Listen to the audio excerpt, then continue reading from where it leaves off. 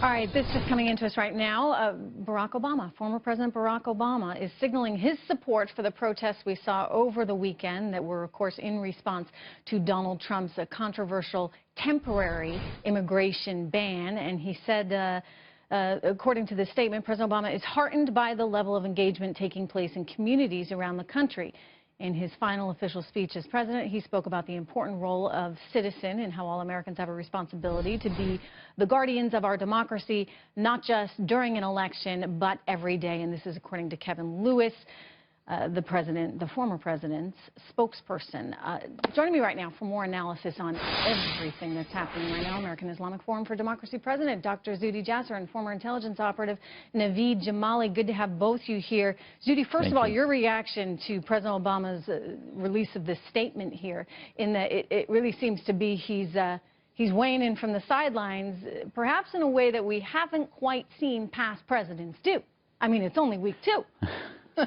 Yeah, I mean, Trish, bottom line is the left is digging their heels in, the identity left, to make Islam and Muslims into a race. They're racializing us, and they need to stop it. I mean, this is the word Muslim is not in the order. These are only 7 countries. Muslims are a quarter of the world's population.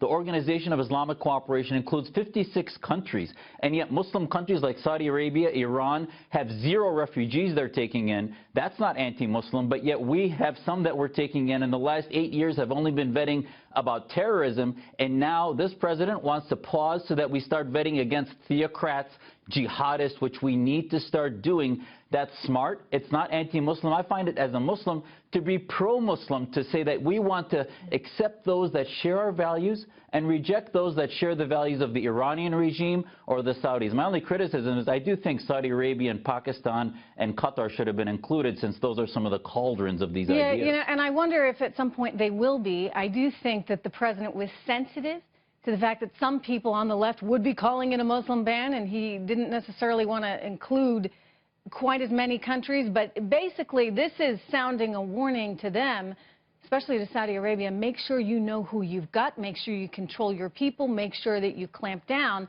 on any kind of terrorism activity there, because otherwise you could be next.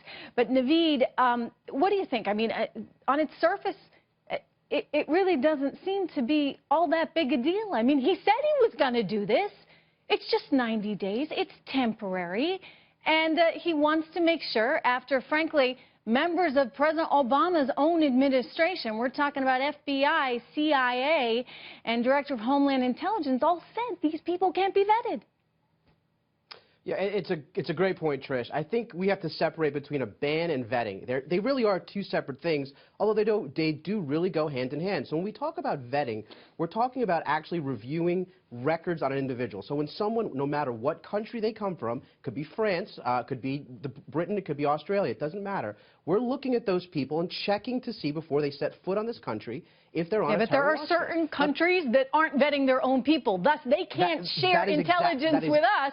So we got to say, guys, yes. Okay, enough. Get your intelligence community together, and then maybe we'll include you in the visa program and in the refugee program. So, unfortunately, I am really tight. Again, we have Mr. Spicer to thank on time today. I got to leave it there. Thank you, gentlemen.